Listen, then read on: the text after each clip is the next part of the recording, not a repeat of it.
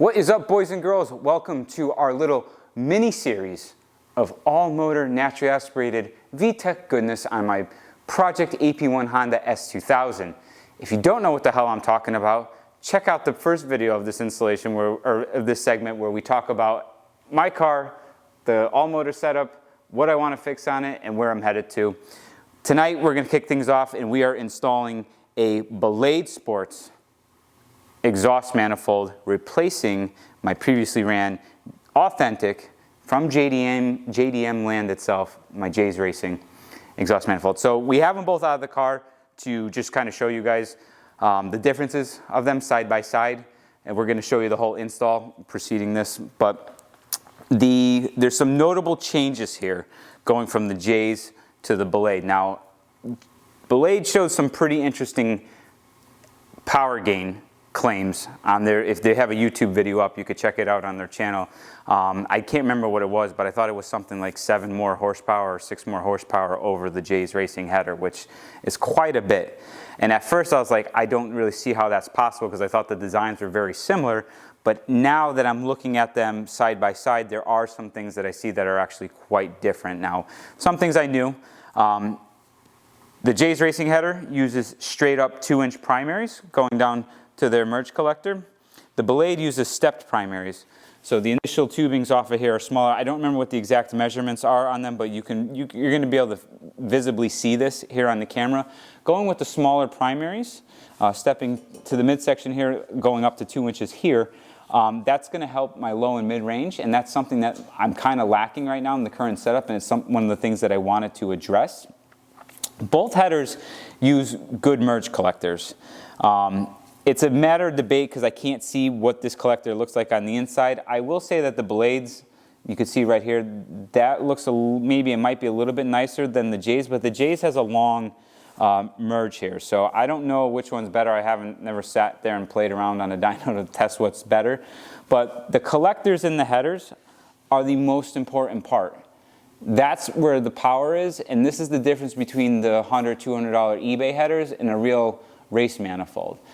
People get very confused because they see polished pipes versus their like OEM rusty, crappy looking manifold, and they're like, oh, this is great. So that's why the Raceland headers did so good. But if you really look up close at the Raceland headers, the collectors are garbage. They're not even a collector. It's just like exhaust dumps. Having good collectors is what induces good exhaust scavenging, and that's like almost like a pulsing effect that's gonna help the header flow more and suck the air out of the engine as it's trying to leave. The primaries are going to help with anti-reversion, having the step primaries. Again, you don't want turbulence in the exhaust. You want everything going in and out like as quickly and smoothly as possible, and then that exhaust gas will build velocity, and ultimately that's where a manifold is going to make more power over another one.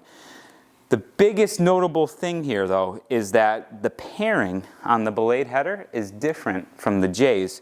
So if you look here at our J's manifold, actually I'm going to pick this up, you see it from the back.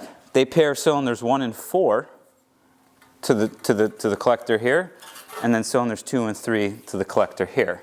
Now, I will say one thing that I was kind of surprised about when I got this manifold was how light it was. J's if there's one thing that J's did really well, I mean, I don't think this is a bad manifold. I think that the collectors are pretty good on this. But if there's one thing that they did a good job is keeping the material thin. And that's one of the things that I've kind of found in my own experience, is that you don't really need too thick a wall thicknesses to create, to have a manifold hold together. They just need to withstand whatever heat, stress you're putting on them. But as long as they're braced properly, and although there's no bracing on this, but I never had a failure on this, so there's that.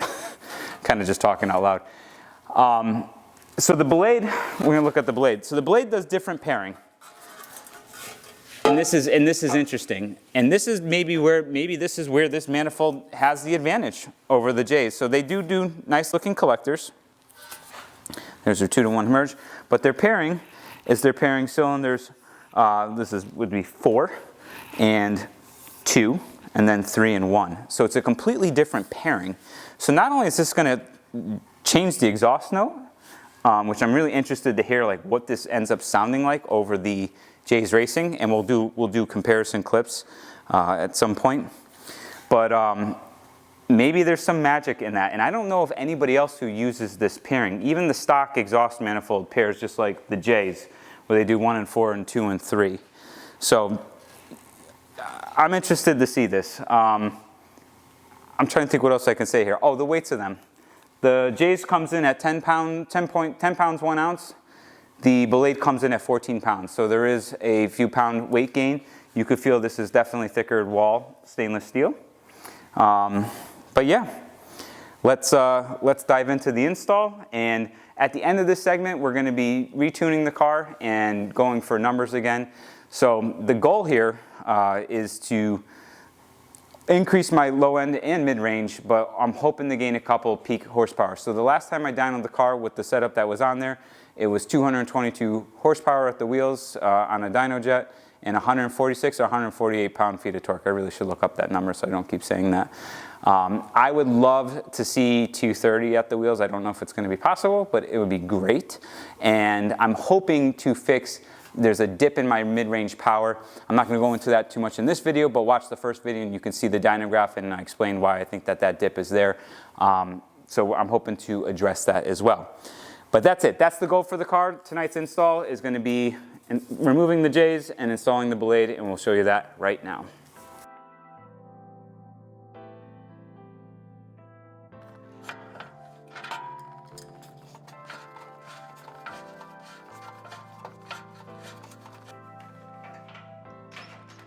Yep.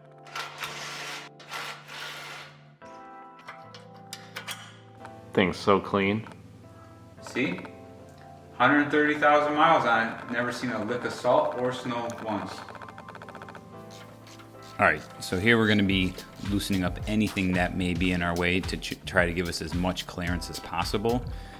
What will probably make the installation go the easiest is taking the entire valve cover off, but I'm being lazy here and I don't feel like doing that. So this little bastard here under cylinder 3 has to be loosened from under the car. I think 13-second car is pretty good for a track car. Yeah.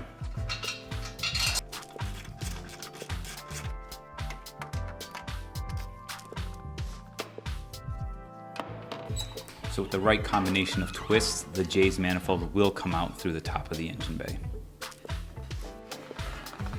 What a nightmare. And here we have two beautiful exhaust manifolds, which I've always been a sucker for. So initially I tried installing the Ballade manifold from the top, which I soon realized it will not fit.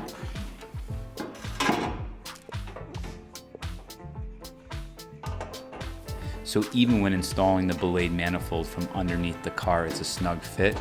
I did end up using a little persuasion in clearancing the underbody heat shielding, so I have the ability to install and remove the manifold down the road if I ever need to.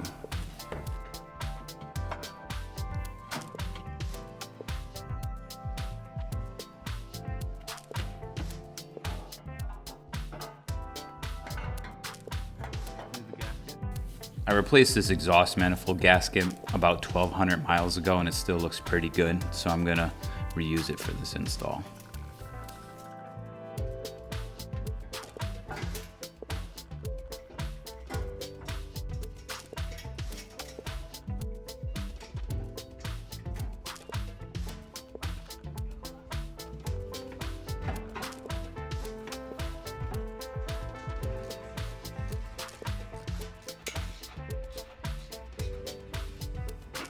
I don't think there's a tightening sequence for the manifold bolts, but I tend to work my way from the center to the outsides to ensure a even, snug fit. And kudos to Ballade for making all the bolts easy to access.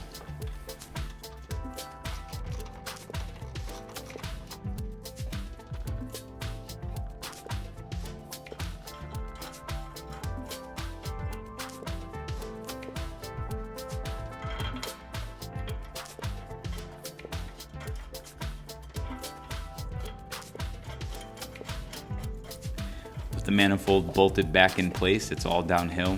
Just add your oxygen sensor back in and tighten your flange bolts and you are done. And last but not least, don't forget to wipe the manifold down with some isopropyl alcohol and remove any oil or grease from your hands from it.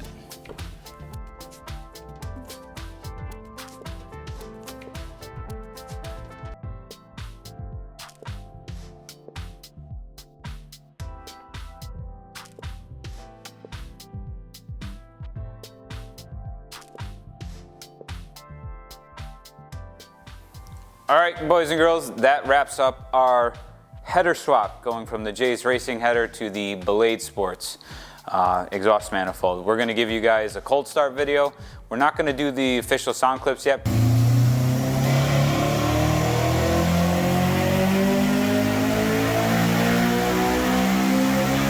I don't know how much this is going to change the tune.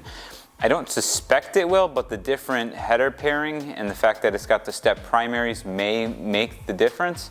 So we're just gonna do the cold start for now. We'll show you guys this thing heat coloring.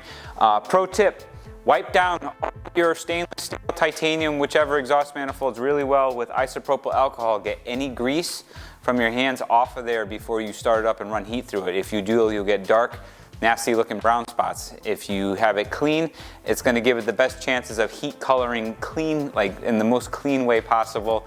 None of them come out mint. You see my J's Racing manifold has some imperfections in it. You can look at it, it's right there on the ground.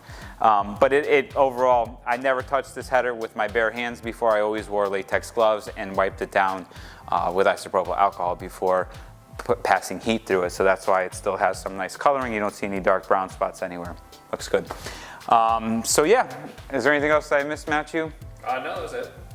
That was it. Got it. Two more things I want to add about the Ballade Sports manifold. I appreciated the exhaust bolts are a little bit easier to get to versus the J's Racing. The cylinder number 3 primary makes it very difficult to get to this stud right here. And the other thing that's cool about this versus like say a high-tech header is that the Ballade bolts right up to your factory exhaust components. So you don't need any custom length test pipes or whatever the case. I like that. The J's does the same thing. I like simple, and I just want to be able to bolt apart and then go and not have to run anything that's like tailored specifically for that. I think the high-tech, if I remember correctly, you had to run their catback exhaust for it, and it was pretty loud. So that's it. Check out our webinars on slipanglemedia.com. Help support our channel and do unto others as you'd want them to do unto you. Have a good night, everybody. Oh, and tune into the next segment of Project AP1 S2000, the all motors little mini series that we're doing, because we're going to be installing the Ballade camshafts, intake and exhaust, and their adjustable timing gear, getting rid of my Brian Crower Stage 2s, and then we're off to the dyno to see what we can do for numbers, and we'll do a final wrap-up video. That's it for this one. Till next time.